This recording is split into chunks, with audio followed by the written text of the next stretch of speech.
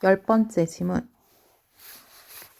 2023학년도 수능 9월 모평 10번에서 13번 세트 한번 보겠습니다. 자, 1문단.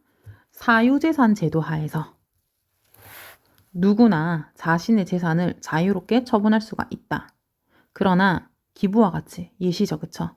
어떤 재산이 대가 없이 넘어가는 무상처분 행위가 행해졌을 때는, 자, 무상처분 행위를 수식의 형태로 정의하고 있습니다.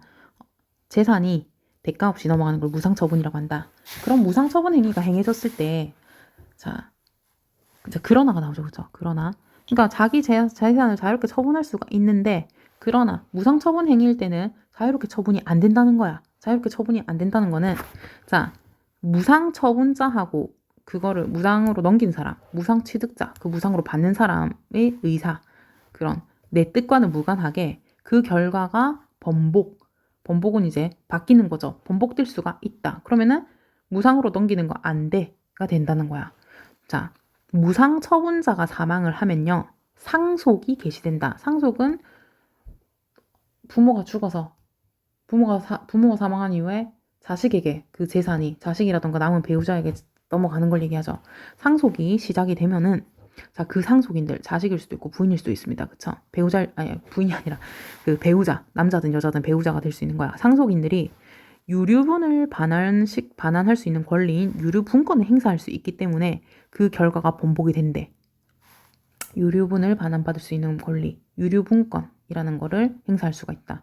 유류분권이라는 건 유류분을 반환받을 수 있는 권리고, 무슨 권리고, 유류분이 뭔가는 아직 안 나왔네요. 걱정하지 마세요. 뒤에 줄 겁니다. 자, 이때. 자, 무상처분자가 상속해서 상속인들이 유류분권을 행사할 때, 자, 유류분권을 행사할 때, 무상처분자는 피상속인이 되고, 자, 그러면 피상속인이라는 건 쉽게 말해서 죽은 부모님, 그치? 자, 그의 권리와 의무, 피상속인이 가지고 있던 권리, 재산에 대한 권리, 아니면 뭐 의무, 그러니까 빚 같은 걸 갚아야 되는 걸 말하는 거 있죠. 그거는 상속인, 자식이라던가 배우자에게 넘어간다. 자, 1문단에서 여러 가지 정보를 주고 있습니다. 그럼 다 차곡차곡 받아들여야 되겠죠. 1문단의 내용을 한번 정리를 해보면, 1문단은 무상처분 행위에 대해서 얘기를 하고 있습니다.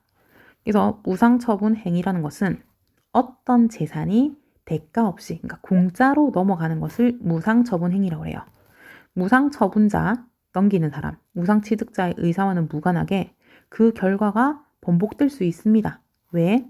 무상처분자가 사망했을 때 상속이 개시되는데 그 상속인이 자기 권리, 유류분에 대한 권리를 행사할 수가 있거든요.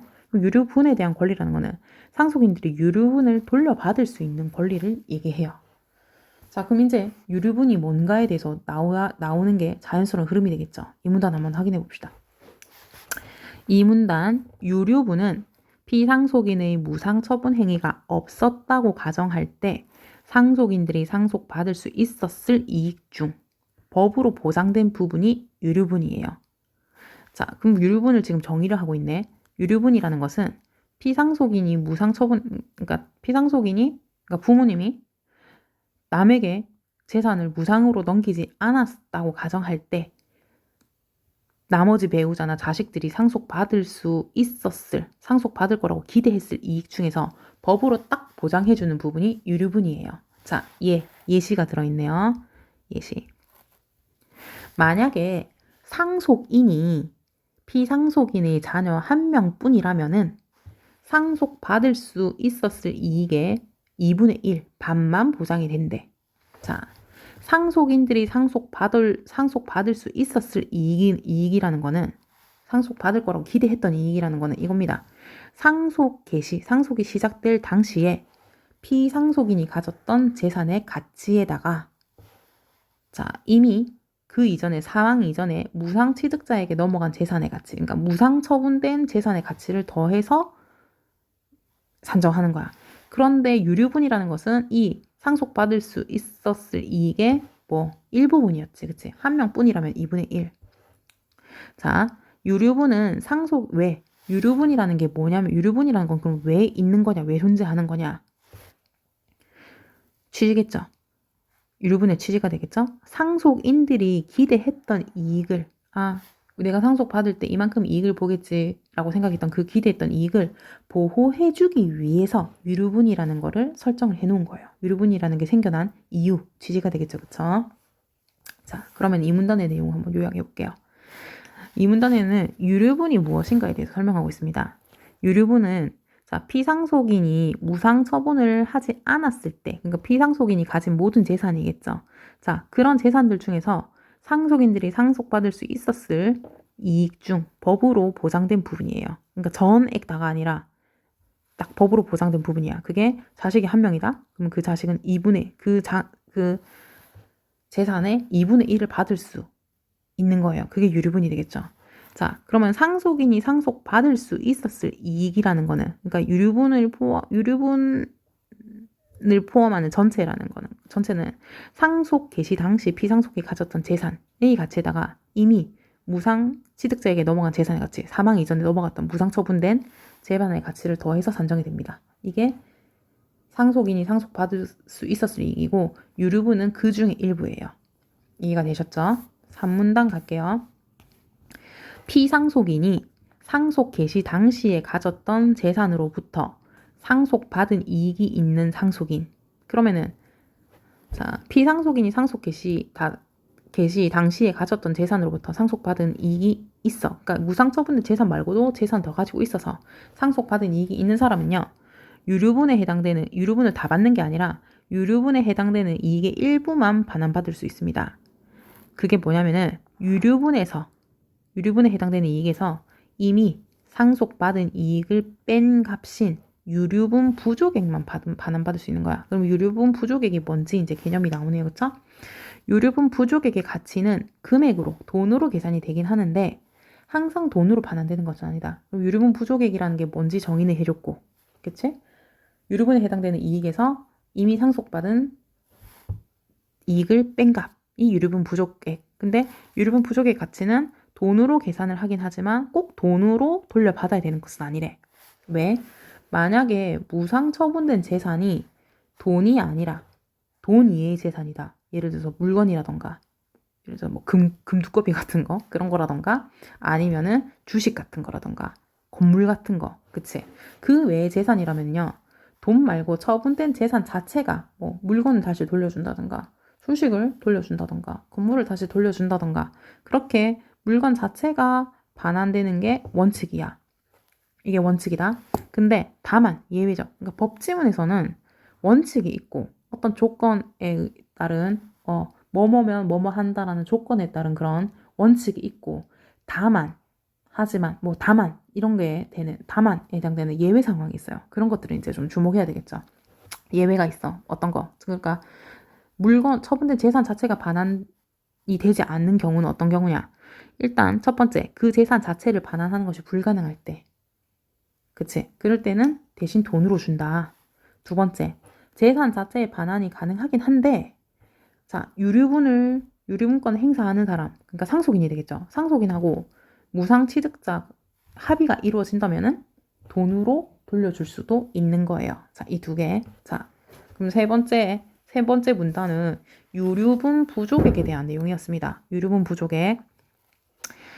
부족액이란 상속받은 이익이 있는 상속인이 반환을 받을 수 있는 유류분에 해당되는 이익의 일부가 유류분 부족액이에요. 그래서 유류분에 해당되는 이익에서 이미 상속받은 이익을 뺀 게 유류분 부족액이야.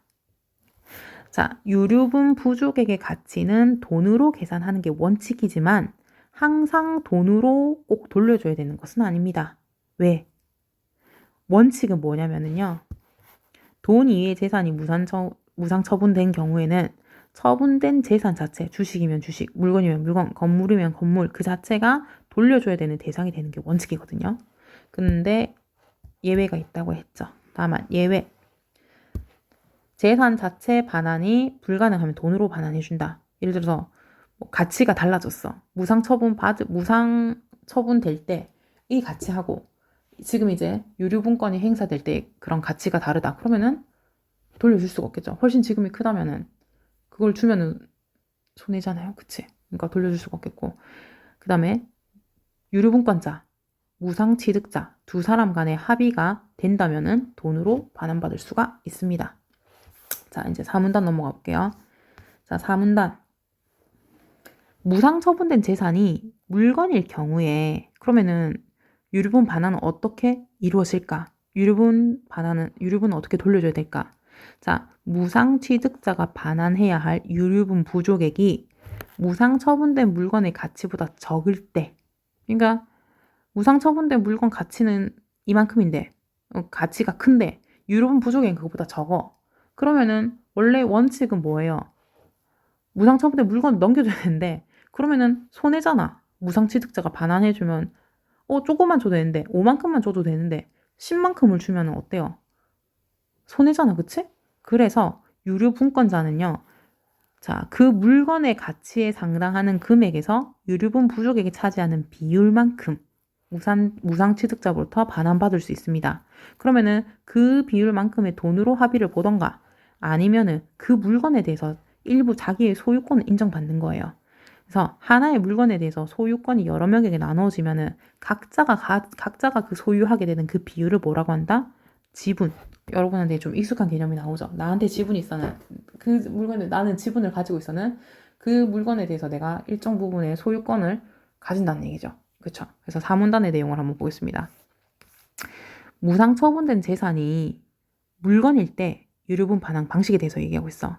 유류분 부족액보다 물건의 가치가 크다. 그럼 물건을 통째로 넘겨줄 수는 없어요. 왜? 그 가치가 크니까 훨씬. 그래서 물건의 가치에 해당하는 금액에서 유류분 부족액이 차지하는 비율만큼을 반환시킬 수 있어. 그러니까 물건 가치분의 유류분 부족액 이게 이만큼을 반환받을 수 있고 이걸 우리 뭐라고 한다? 지분이라고 해요. 하나의 물건에 대해서 그러니까 무상 처분된 물건에 대해서 무상 취득자의 소유권도 있고 그 다음에 유류분권자의 소유권도 있잖아. 그렇게 여러 명이 소유권을 나눠 가질 때 각자가 가지는 몫이 지분이라는 겁니다. 그걸 설명하고 있어요. 4문단까지 이해가 되셨죠? 혹시나 여기까지 너무 이해가 안 된다. 중간에 끊고 다시 들으세요. 알겠죠? 그래도 이해가 안 된다? 오십시오.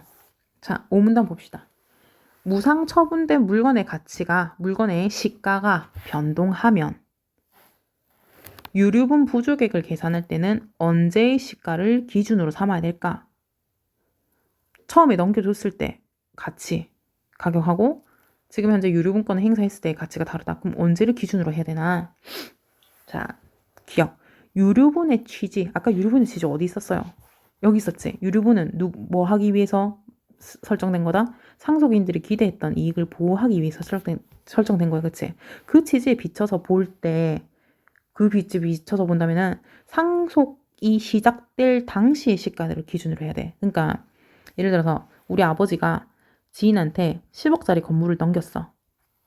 옛날에 10억짜리 건물을 넘겼는데 우리 아버지가 몇 년 후 돌아가시고 나서 상속이 개시가 됩니다. 근데 그 10억짜리 건물이 30억이 돼버린 거야. 그러면은 30억을 기준으로 유류분 부족액 계산해야 된다는 거야. 다만 이게 원칙이야. 근데 예외가 있어.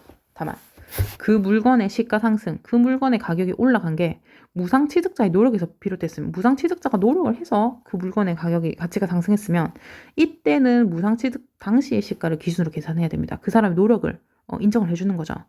자, 이렇게 정해진 유류분 부족액을 근거로 반환 대상인 지분을 계산할 때는 자, 유류분 부족액을 이렇게 계산해서 지분을 계산할 때가 있어요.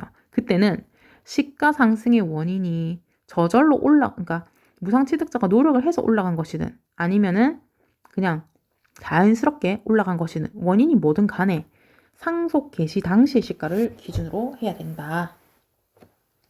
자, 5문단 내용 한번 요약해 볼게요. 5문단은요. 무상 처분된 물건의 시가가 변했을 때 유류분 부족을 계산하는 방법이다.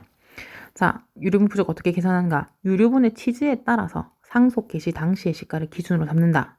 하지만 물건의 시가 상승이 무상 취득자의 노력 때문이라면 무상 취득 당시의 시가를 기준으로 계산해서 유류분 부족액을 계산하는데 이렇게 유류분 부족액을 근거로 해서 반환 대상 돌려줘야 되는 지분을 계산할 때는요. 상속 개시 당시 시가를 기준으로 해야 된다는 겁니다. 왜? 지분이라는 게 물건 가치잖아요. 그치? 그럼 이 지분, 물건 가치는요. 자, 유류분 부족액을 계산할 때는 이 물건의 가격이 누구 때문에 올랐는가를 따져서 유류분 부주객을 계산해야 돼. 이제 그걸 가지고 이제 지분을 나눌 때는요. 물건의 가치는 무조건 상속 개시 당시의 시가를 기준으로 해야 된다는 겁니다. 지분 계산할 때는. 이해가 되셨나요? 시가 상승의 원인이 부상 취득자가 노력을 해서 올랐건 아니면 저절로 올랐건 간에 상관없어. 지분 계산할 때는 현재 물건, 그러니까 상속 개시 당시에 그 가격을 기준으로 정해야 된다. 그게 지분 계산하는 방법이다. 이해를 해야 됩니다. 자, 주제는 그러면 유류분권과 유류분 부족액의 반환, 돌려주는 방식에 대해서 설명을 하고 있어요. 이 지문은. 자, 이렇게 해서 본문의 해설은 여기서 마무리하겠습니다. 이제 문제로 넘어가겠습니다.